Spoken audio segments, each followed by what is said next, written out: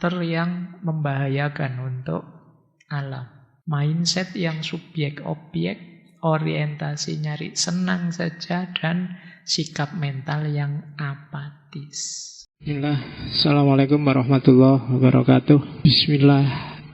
Kita lanjutkan ngaji filsafat kita. Malam hari ini kita ada di sesi terakhir, tema dari krisis ke krisis. Kita akhiri malam ini dengan krisis ekologi. Ini sebenarnya di banyak sesi sebelumnya kita sudah pernah bahas ini dari berbagai tokoh, berbagai perspektif. Tapi saya pentingkan untuk mengulang sekali lagi membahas krisis ekologi ini karena pentingnya tema ini untuk masa depan kehidupan kita, baik sebagai manusia maupun sebagai bagian dari alam semesta. Kalau orang Jawa punya kategori wadah kelawan isi. Segala sesuatu itu bisa dilihat dari perspektif wadah dan isi. Seperti kita malam hari ini, wadahnya diri kita, ngaji filsafat ini, isinya ilmunya.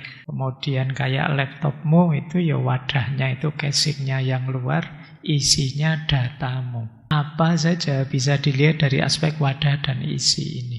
Yang dua-duanya sama-sama penting. Nanti kalau masuk ke agama nanti ada syariat dan hakikat. Ini seperti wadah dan isi. Dulu waktu kita membahas neosofisme kan dijelaskan bagaimana syariat tanpa hakikat itu ya seperti wadah yang tidak ada isinya, hanya bungkusnya saja. Atau sebaliknya, hakikat tanpa syariat, isinya saja, tapi tidak ada bungkusnya, juga kehilangan manifestasinya, tidak wujud pada akhirnya. Kayak ngaji ini, ayo sisakan ilmunya saja, ngajinya dibuang, ya tidak jalan. Kaliannya tidak ada, tidak jalan. Jadi wadahnya penting, isi juga penting. HP ini ya casingnya, bungkusnya, LCD-nya ya penting. Datanya juga penting. Tidak ada bungkusnya, tidak ada luarnya, LCD-nya dan lain-lain ya. Datanya tidak akan ada wadahnya. Tapi wadah saja tidak ada datanya ya buat apa?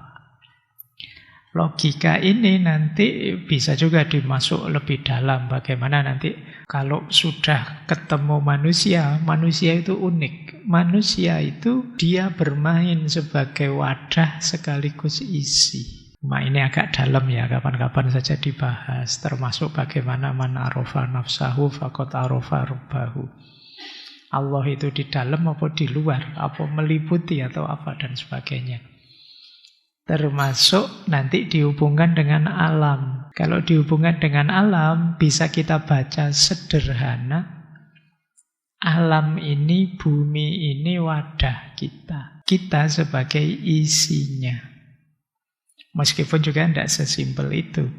Bisa juga nanti kita yang mewadahi alam. Kalau dalam istilah Jawa kita itu ya jagat besar sekaligus jagat kecil. Nah, ini materi-materi khusus kalau orang Jawa menyebutnya ilmu kasepuhan. Karena kalian belum sepuh, nanti saja ya materinya ini. Kita masuk ke kegelisahan ekologis. Kita kembali ke sini. Jadi memang problem ekologis ini jadi keprihatinan kita semua.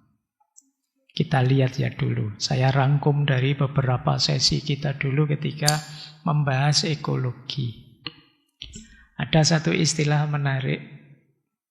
Dulu tahun 2006 itu ada satu film dokumenter. Itu yang jadi pembuatnya wakil presiden Amerika zaman itu Al Gore. Dia membuat satu film dokumenter yang judulnya An Inconvenient Truth. Kebenaran yang tidak menyamankan. Kebenaran yang menggelisahkan. Kebenaran yang membuat kita tidak nyaman. Tapi mau gimana lagi, faktanya begitu. Nah, di film dokumenter itu banyak dibahas tentang perubahan iklim karena macam-macam polusi dan lain sebagainya, yang itu mengancam kelestarian bumi. Memang kalau teman-teman lihat video itu, mungkin boleh dicari di YouTube ya. Itu banyak sekali poin-poin yang patut kita gelisahkan berhubungan dengan masa depan bumi ini. Loh, kalau kita buminya tidak ada, seperti saya bilang tadi, dia wadah kita. Di mana kita mau tinggal?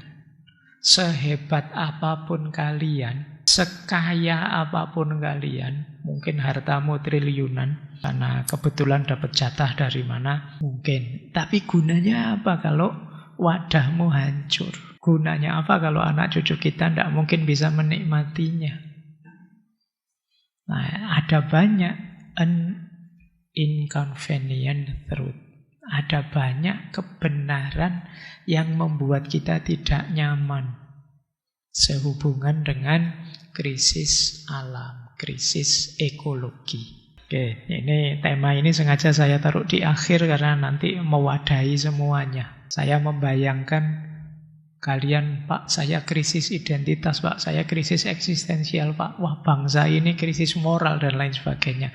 Loh, krisis-krisis tadi itu kita garap dengan serius, ayo. Tapi kalau wadahnya hancur, rasanya juga buat apa? Maka sekarang kita bahas wadah yang paling penting malam hari ini, yaitu krisis ekologi. Saya tunjukkan beberapa ya, tidak usah banyak-banyak karena biar kalian tidak tambah sumpek. Yang paling terkenal di antara krisis ekologi yang pertama apa? Perubahan iklim. Di suhu bumi ini, itu kalau dihitung-hitung, diukur-ukur, tambah lama tambah naik. Karena sebab yang paling dituduh itu manusia yang lebih banyak melakukan pembakaran bahan bakar fosil. Bensin, batu bara, gas alam, yang itu menghasilkan efek rumah kaca. Terus mulai kita nikmati hari ini, misalnya musim mulai tidak menentu. Kapan musim hujan, kapan musim panas, sekarang tidak bisa ngeramal. Sudah diramal ternyata tidak. Tadi saya, nanti malam ngaji mesti hujan. Ternyata tidak. Mungkin kalian membayangkan besok tidak hujan, ternyata hujan. Kemarin ada yang bilang, ini nanti musim kemarau agak panjang ini. Tiba-tiba hujan.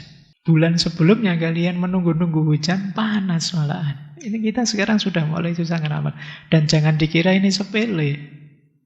Bayangkan bapakmu yang petani bingungnya. Dianggapnya nanti hujan nanam padi. Tidak hujan-hujan. Diramal, ini hujannya masih lama, masih panasnya lama. Terus nanam bako. Tiba-tiba hujan. Jadi jangan dikira musim yang kacau ini terus mudah. Tidak ada efeknya apa-apa. Banyak. Belum lagi nanti gunung es di kutub yang mulai mencair. Air laut yang naik. Pulau-pulau kecil tenggelam. Belum lagi cuaca ekstrim, banjir besar. Badai ini, badai itu. Belakangan kita kenal jenis badai yang macam-macam. Berita nasional kita mulai banyak berita-berita tentang puting beliung, angin tornado, yang zaman dulu mungkin agak jarang berita seperti ini. Sekarang mulai banyak. Jadi ini harus mulai kita pikirkan. Kelakuan kita yang berdampak ke sana. Belum lagi kerusakan hutan. Setiap tahun berapa banyak hutan yang hilang, ditebang. Untuk kelapa sawit lah.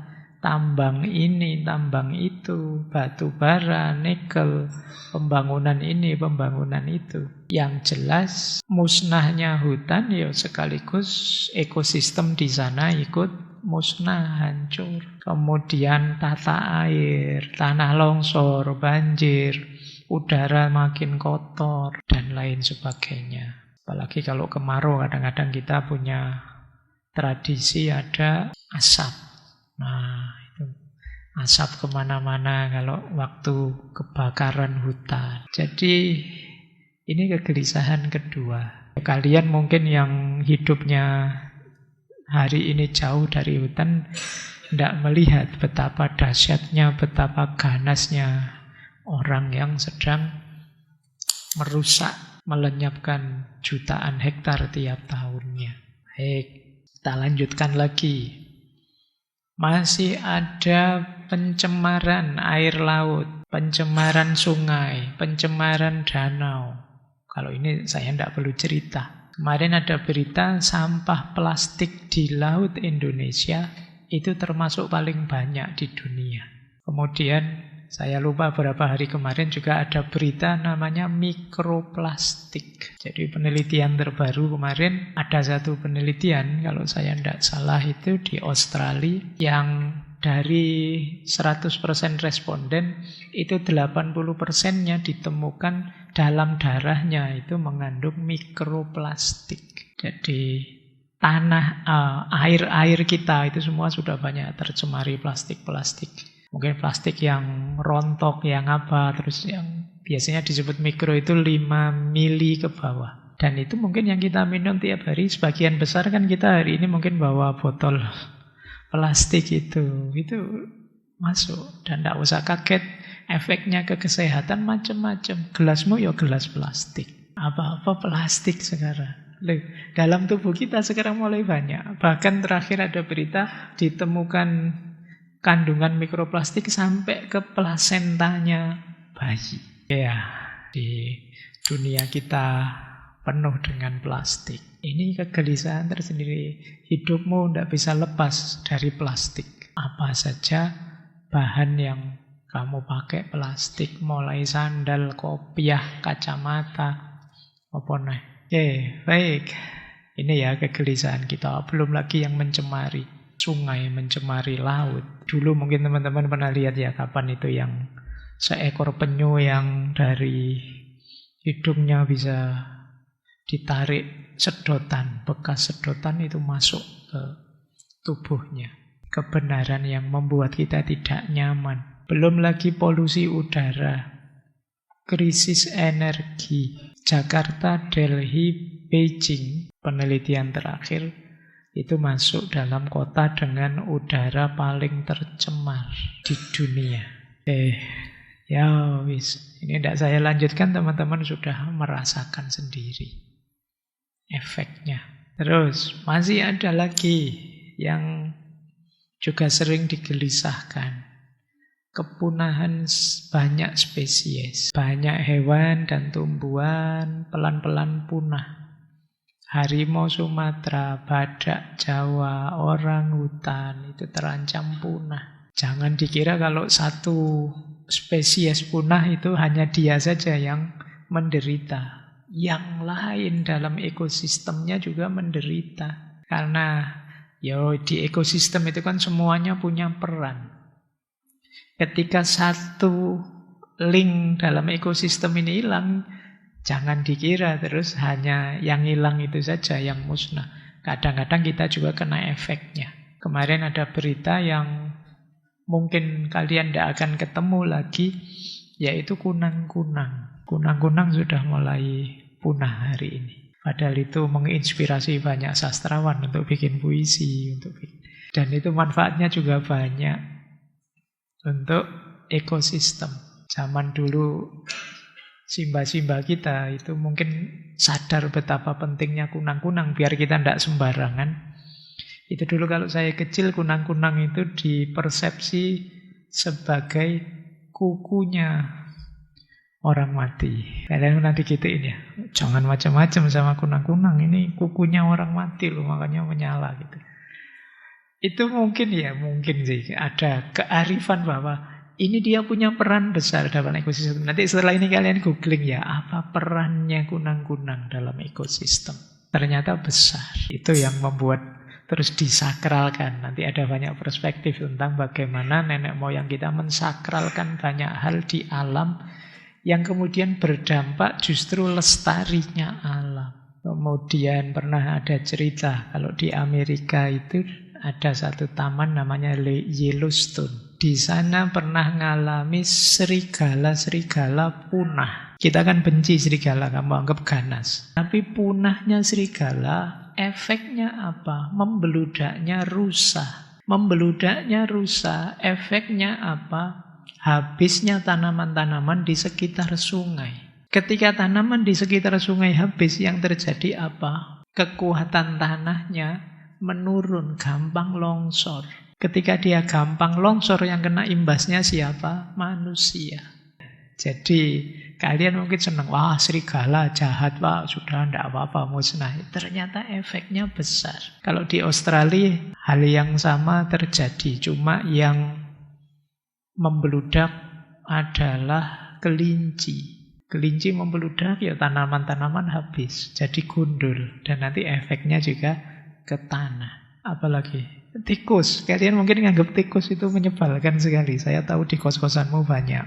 Nah ya, tapi jangan dikira perannya tikus itu hanya mengganggumu. Kalau tikus sama sekali musnah, tetap nanti tidak seimbang. Mungkin ada banyak efek-efek binatang-binatang kecil yang jadi mangsanya tikus, jadi membeludak. Lebih bahaya buat. Jadi, oke ya, baik. Ini kepunahan spesies. Kalian membayangkan kepunahan spesies itu kan binatang-binatang langka. Jangan dikira itu. Ketika misalnya tikus habis, berarti binatang-binatang seperti ular dan lain-lain yang tikus jadi mangsanya, dia akan juga kena imbasnya. Termasuk kemarin saya baca itu, tikus itu juga punya peran menggemburkan tanah. Oke, baik. Kepunahan spesies. Belum lagi efeknya krisis ekologi terhadap kemanusiaan. Bayangkan kalau alam rusak, petani juga kesulitan, penduduk pesisir juga kesulitan, sumber daya air, tanah, energi terancam. Pada akhirnya yang terancam juga manusia. Krisis ekologi pasti akan mengimbas ke krisis ekonomi, krisis sosial, dan juga krisis moral. Krisis-krisis sebelumnya bisa lahir semua karena krisis ekologi. Ini sebenarnya sudah banyak diceramahkan di mana-mana. Bulan ini saja saya 3 atau 4 kali bicara tentang ekologi. Jadi cuma saya merasa kesadaran kita mungkin levelnya masih kesadaran seminar. Ya, kesadarannya lebih banyak di kesadaran seminar. Padahal harusnya banyak ke praksis. Kalau kesadarannya level seminar, yang terjadi setelah seminar selesai balik lagi. Seminarnya juga suguhannya pakai plastik. Di sini plastik. Ya wis. Istilah seminar itu saya tidak terlalu senang. Karena seminar itu dari kata-kata semi dan nar. Iya. Semi itu hampir. Nar itu seminar itu meh wae masuk. Baik, bukan salah. Diskusi ayo kita bahas. Tapi tema-tema ini jangan berhenti di ruang seminar. Harus ada tindak lanjut praksisnya. Bila perlu biayanya seminar dipotong separuh untuk aksi nyata. Bagi saya lebih manfaat. Karena penting, kata Syed Hussein Nasr, ketika manusia melupakan bahwa alam itu suci, dia menghancurkan alam sekaligus menghancurkan dirinya sendiri. Krisis ekologi itu bukan hanya akhir dari alam, tetapi awal dari akhirnya manusia. Jadi jangan dikira kehancuran alam itu alamnya yang hancur, kalian baik-baik saja. Tidak. Cerita krisis ekologi adalah cerita dimulainya akhir ceritanya manusia. Karena tidak mungkin manusia hidup tanpa alam. Yang sebaliknya bisa. Itu kalau di yang paling bawah itu Thomas Berry. Ini ahli ekoteologi Katolik. Kata dia, bumi akan tetap ada, kitalah yang mungkin tidak ada, tidak bertahan. Jadi tidak ada kita, bumi tetap ada. Meskipun bumi ini bencana kah, tsunami kah, apakah, buminya kan tetap ada. Yang hancur siapa? Kita. Maka kata Thomas Berry, bumi akan tetap ada, kita yang mungkin tidak ada, tidak bertahan. Akhir umat manusia bisa jadi datang dari berakhirnya rasa hormat kita terhadap bumi. Ini Thomas Berry. Ditegaskan lagi oleh Vandana Shiva. Apa yang kita sebut keruntuhan ekologi bukanlah peristiwa alamiah. Itu akibat kesombongan manusia.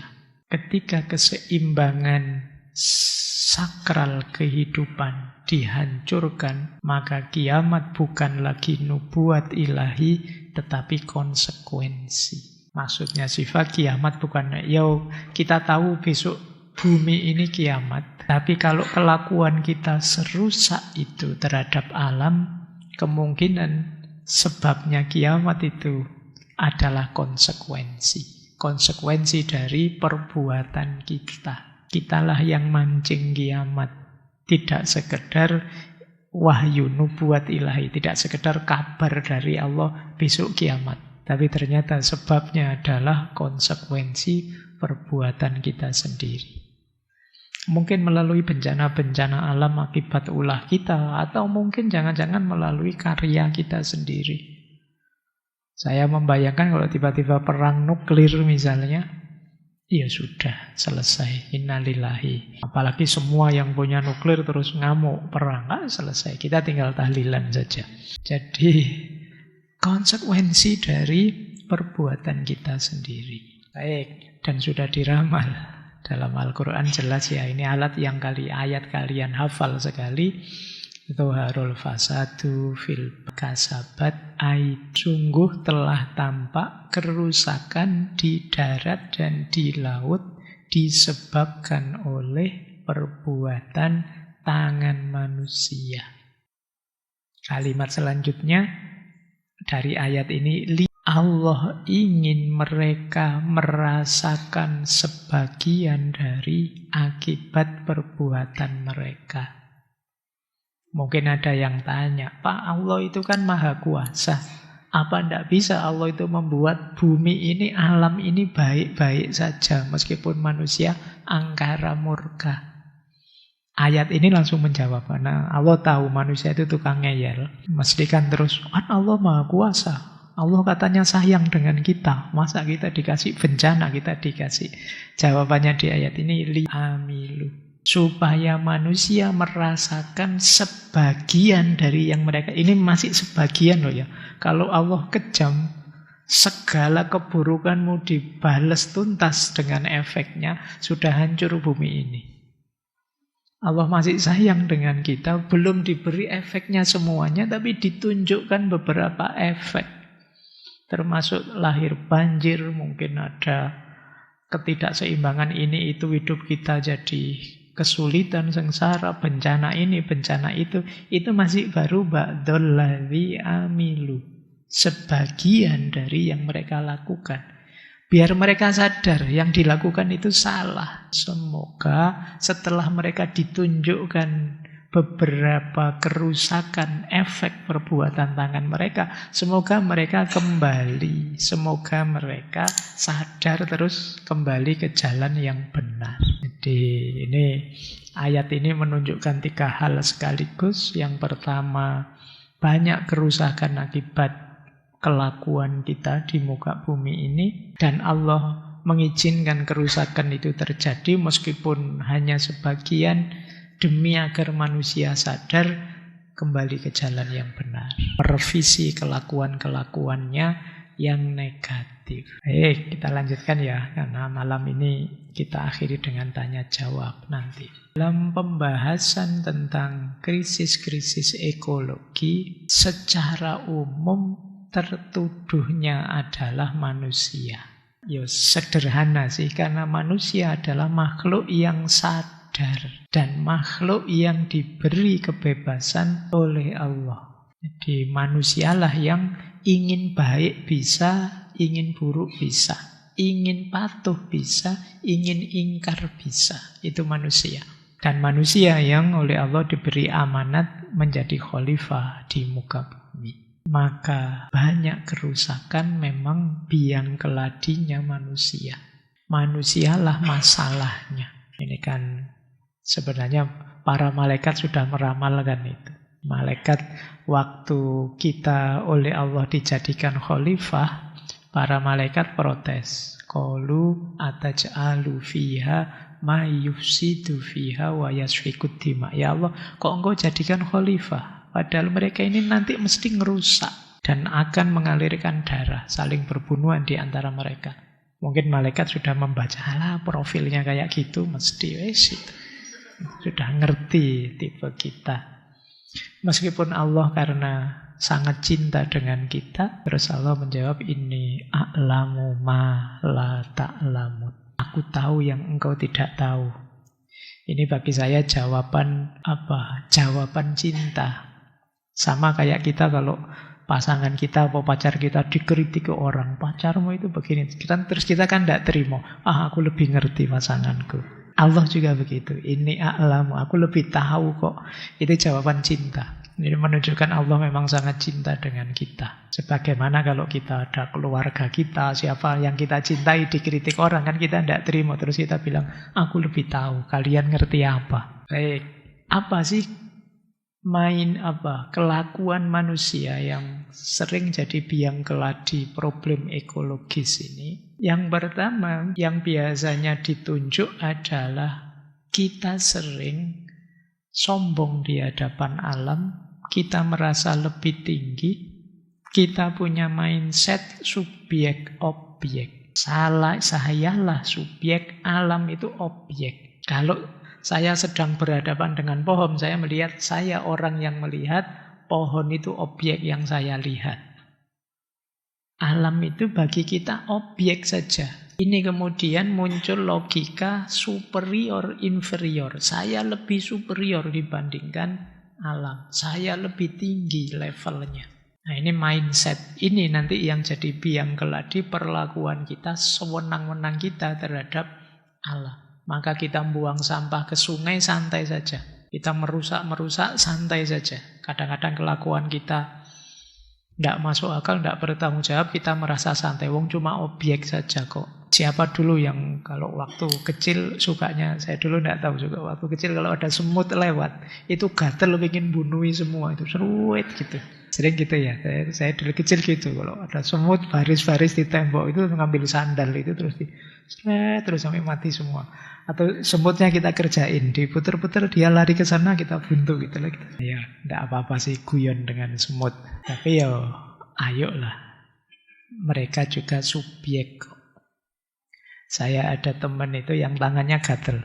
Kalau jalan misalnya, pinggir jalan, terus ada tanaman apa, daun apa, iseng saja tangannya, tiba-tiba nyabut daunnya satu, nanti buang.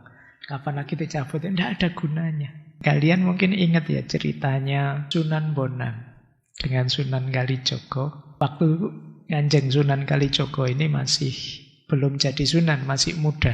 Jadi Kalijogo muda itu kan berandal sebenarnya. Masih berandalan. Makanya saya beberapa kali lihat kalimat Kalijaga muda, itu ya, roto berandalan. Oke. Nah, jangan dilaporkan loh saya. Jadi Raden Said namanya, masih muda itu ya. Jadi ketika beliau sedang masih berandalan melihat Sunan Bonang sedang pegang tongkat yang ada emasnya. Karena tertarik dengan emas itu, minta izin, tidak diizinkan, terus tongkatnya direbut, tongkatnya Sunan Bonang. Sunan Bonang jatuh. Karena jatuh beliau tidak sadar pegangan rumput, sampai ada rumput yang tercabut. Terus menangis Sunan Bonang ini. Ditanya oleh Sunan Kalijogo, wahai Kanjeng Sunan, kenapa sampean menangis? Saya tidak ngambil emasnya, saya cuma ingin lihat kok. Kata Sunan Bonang, saya tidak menangisi tongkatku yang ada emasnya. Saya menangisi rumput ini loh. Rumput ini saya cabut. Tanpa alasan apapun, tidak ada gunanya. Saya melanggar haknya untuk hidup tanpa ada kepentingan apapun. Dan beliau menyesalnya di situ. Jadi makanya bukan berarti tidak boleh nyabut rumput. Ini jangan dijadikan alasan kalian males bersih-bersih nyabut rumput di belakang. Ya nanti alasan kasihan Pak makhluk hidup, tidak begitu. Kalian khalifah yang mengendalikan keseimbangan ekosistemmu. Oke, apa ada iklannya? Itu golongannya Kalijaga muda itu. Baik, kita lanjutkan. Yang pertama ya mindset subjek objek. Yang kedua, banyak di antara kita yang orientasinya adalah pleasure. Hidup ini nyari senangnya saja, tidak mau susah. Nah, ini masalah sudah. Sebenarnya kalian tahu kok buang sampah di sungai itu negatif, tapi kalian mau senangnya saja. Males capek-capek Pak. Gitu. Ribet apa harus bagi ini sampah kering, ini sampah basah, ngapain Pak? Nah, ini kita pleasure saja. Akhirnya apa? Kita jatuhnya terus hegemonik, eksploitatif. Kita merasa menguasai semuanya, semuanya kita eksploitasi untuk kesenangan kita, untuk melayani bahkan kadang keserakahan kita. Jadi kita yang lupa batas kita, terus nambang ini, nambang itu, semua dieksploitasi hanya untuk melayani kesenangan kita. Ini namanya hidup yang orientasinya hanya pleasure. Dulu waktu filsafat kebahagiaan saya jelaskan pleasure itu durasinya pendek. Kesenangan itu sebentar. Kita lupa ada kebutuhan masa depan. Yang penting saya senang sekarang, yang penting saya nyaman sekarang. Maka kalian disuruh, mbok yo kalau tidak terlalu jauh jalan kaki saja. Males apa capek. Terus kamu pakai kendaraan bermotor padahal cuma dekat. Kalau hujan, mobil lah yang keluar Pak daripada hujan-hujan. Padahal cuma dekat. Padahal kalian juga punya payung. Ini berarti kita hanya nyari senang kita saja. Angkutan umum banyak, tapi kita kendaraan pribadi lah Pak, biar bisa lebih senang, lebih santai. Hidup yang orientasi pleasure di semua bidang. Kita tidak peduli lagi dengan kelestarian alam, keberlanjutan, dan lain sebagainya. Ini faktor kedua, manusia sebagai masalah. Yang ketiga, ada lagi kelompok orang jenis ini. Kelompok apatis, kelompok cuek. Alah, bahas gitu-gitu ruwet saja. Cuek, dianggapnya tidak ada hubungannya sama aku. Kalau Allah nakdir bencana, ya bencana lah Pak. Kalau Allah tidak nakdir, ya tidak. Fatalistik, ignorance. Ignorance itu cuek. Kita melakukan apapun kalau sudah waktunya kiamat, ya kiamat lah Pak. Wong ini kiamat sudah deket loh Pak, kok tidak boleh seneng-seneng gimana? Nanti diskusi apa sebentar-sebentar. Alah, tidak usah serius-serius dibahas, sebentar lagi kiamat. Tidak usah capek-capek mikir negara lah, mikir apa, sebentar lagi kiamat. Ya kalau mikirnya begitu, itu fatalistik namanya. Wong sejak dulu kan bolak-balik ramalan kiamat kan juga meleset toh. Dulu 2012 semua orang hampir yakin itu kalau mau kiamat itu. Hasilnya ya cuma film 2012. Film kiamat, kiamatnya tidak jadi. Macam-macam orang meramalkan kiamat, ya tidak jadi. Kita tidak tahu kapan itu kiamat.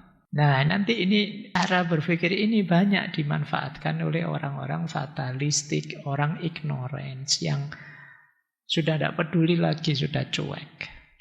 Ini 3 karakter yang membahayakan untuk alam. Mindset yang subjek-objek, orientasi nyari senang saja, dan sikap mental yang apatis.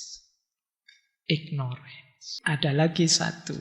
Kalau ini dari Aldo Leopold. Dulu silakan dicari ngaji filsafat, entah sesi berapa, di tema land ethic. Istilah dari beliau frontier mentality, mentalitas perbatasan. Maksudnya begini, kita manusia menganggap alam itu sebagai perbatasan atau frontier yang harus ditaklukkan, dieksploitasi, dijadikan sumber daya untuk hidupnya manusia. Jadi kalau ada alam kok belum terjamah manusia, kita menyebutnya itu masih alam liar. Harus dijinakkan, harus dimanfaatkan oleh manusia. Dia baru kita sebut produktif, bermanfaat kalau sudah jadi tambang, kalau sudah jadi perumahan, kalau sudah jadi. Ini namanya frontier mentality. Jadi mentalitas perbatasan. Ini mungkin logika diawali zaman penaklukan dulu. Jadi sebelum dijamah oleh manusia, orang menyebutnya itu lingkungan yang belum beradab. Belum maju. Maju itu kalau sudah di situ dibangun macam-macam oleh manusia, jadi tambang, jadi perumahan dan lain sebagainya. Ini namanya Frontier mentality. Muncul keyakinan bahwa kemajuan, pertumbuhan itu harus didorong terus dengan menaklukkan batas-batas yang baru. Hutan, laut, bahkan sekarang frontiernya, batasnya meluas sampai luar angkasa. Sampai kemarin mau ke Mars lah, mau kemana lah.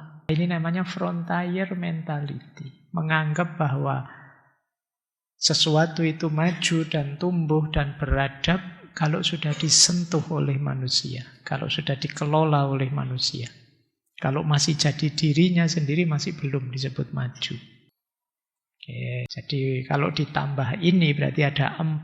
Ada mindset subjek-objek, ada orientasi pleasure, ada mental apatis, dan frontier mentality. Merasa bahwa sentuhan manusia lah yang membuat alam jadi maju, jadi tumbuh. Sebelum disentuh, kita menyebutnya masih liar.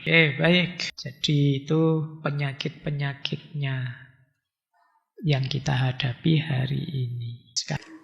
Kurang lebihnya mohon maaf. Wallahul muwaffiq, wallahu a'lam bissawab.